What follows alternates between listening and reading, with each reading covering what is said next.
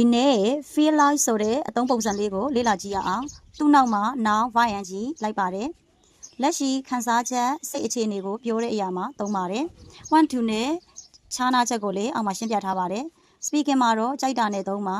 အဆင်ပြေပါတယ်ငါဟောပေါ်စားခြင်းစိတ်တွေဖြစ်လာပြီ I feel like eating hot pot ငါငိုခြင်းလာပြီငိုခြင်းစိတ်တွေဖြစ်လာပြီ I feel like crying ငါအခုရေချိုးခြင်းစိတ်မရှိသေးဘူး I don't feel like taking a bath now ငါအခုထမင်းစားခြင်းစိတ်မရှိသေးဘူး I don't feel like having rice now ငါဒီနေ့ဘယ်မှသွားခြင်းစိတ်မရှိဘူး I don't feel like going anywhere I feel like nowhere to go ငါဘာမှစားခြင်းစိတ်မရှိဘူး nothing to eat ငါအခုအဲ့ဒါကိုရှင်းပြခြင်းစိတ်မရှိသေးဘူး I don't feel like explaining